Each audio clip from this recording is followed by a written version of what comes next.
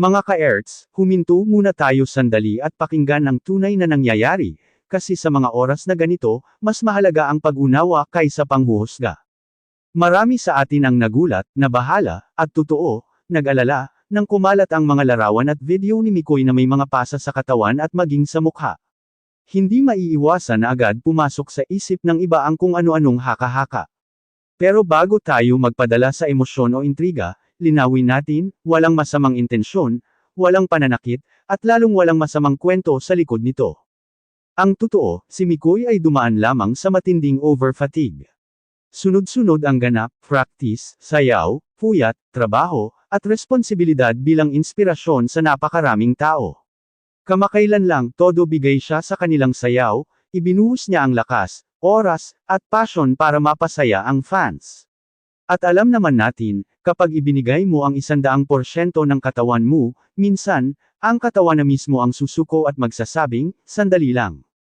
Dagdag pa dyan, maulan ang panahon ngayon. Madulas, malamig, at hindi ideal para sa isang pagod na katawan. May nangyaring hindi inaasahan, isang simpleng aksidente na pinalala ng puyat at pagod. Kaya nagkaroon ng pasa sa braso, sa katawan, at maging sa mukha. Hindi ito dahil sa anumang karahasan, kundi dahil sa sobrang pagod at aksidenteng dulot ng sitwasyon. Tao lang si Mikoy, napapagod din, nasasaktan din ang katawan, at may limitasyon din. Ang mas nakakatuwa rito, kitang-kita kung gaano siya katatag. Sa kabila ng lahat, pinili niyang magpahinga, mag-recover, at alagaan ang sarili. Hindi nagdrama, hindi nagpalaki ng isyo, kundi tahimik na hinarap ang nangyari. At sa ngayon, malinaw ang mensahe, okay na siya, nagpapagaling, at unti-unti nang bumabalik ang lakas. Hindi rin natin pwedeng palampasin ang isang napakagandang detalye, si Krista. Maraming nakapansin kung gaano siya nag-alala. Hindi ito scripted, hindi ito para sa kamera. Totoong malasakit iyon. Isang simpleng pag-aalala na nagsasabing, importante ka sa akin.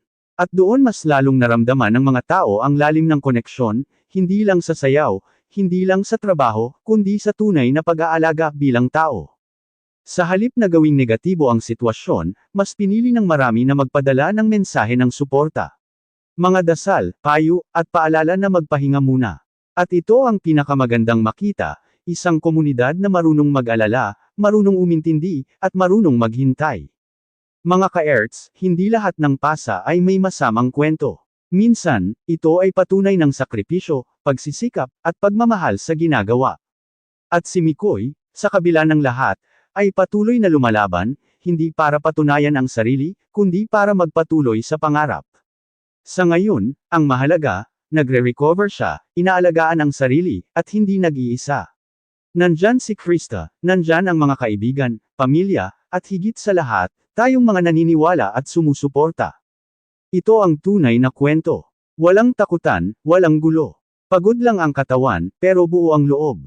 Dito mas lalong nagiging malinaw kung gaano kahalaga ang pag-iingat sa mga salitang binibitawan natin, lalo na kapag ang taong involved ay patuloy lang namang nagbibigay ng saya at inspirasyon.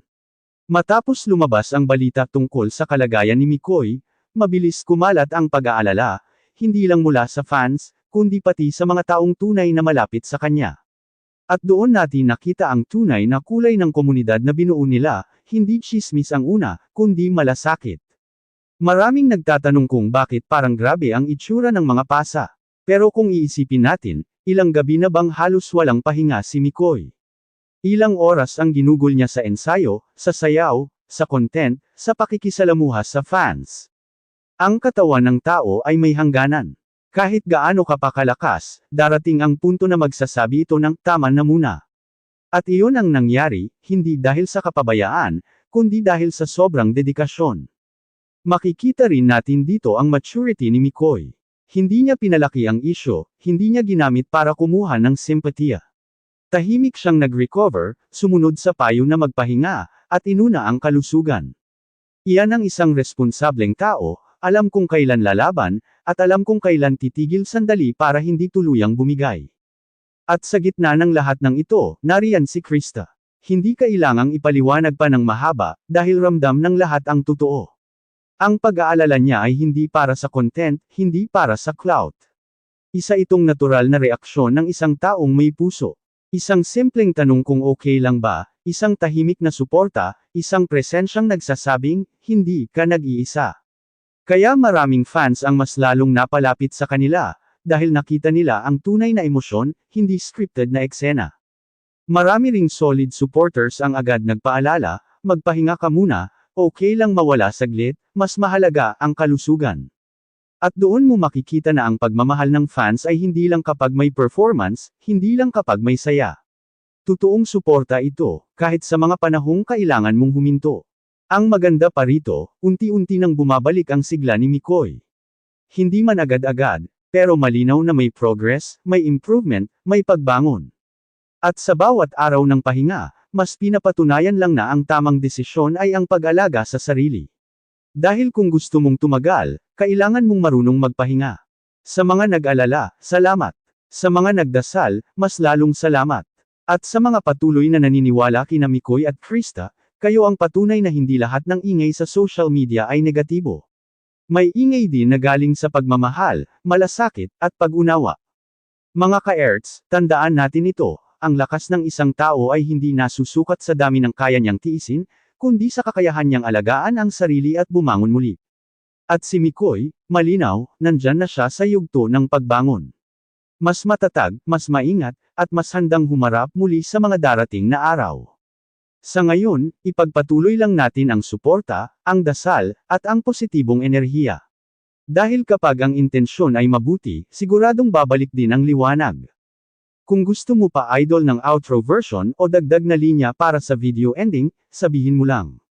Sa huling bahaging ito, mahalagang ipaalala sa lahat na ang bawat kwento ay may dalawang mukha, ang mabilis na nakikita sa social media, at ang mas malalim na katotohanang hindi agad nauunawaan. Ang nangyari kay Mikoy ay malinaw na paalala na kahit ang mga taong palaging masigla sa harap ng kamera ay dumadaan din sa pisikal na pagod at kahinaan. Hindi ito senyales ng problema, kundi senyales na tao siya, may limitasyon, may pangangailangan, at may karapatang magpahinga. Sa kabila ng mga larawan at espekulasyon, mas nangingibabaw ang isang katotohanan, maayos ang kalagayan ni Mikoy ngayon. Siya ay nasa yugto ng recovery, pinipiling alagaan ang sarili, at mas pinahahalagahan ang kalusugan kaysa sa anumang pressure na dulot ng ingay sa paligid.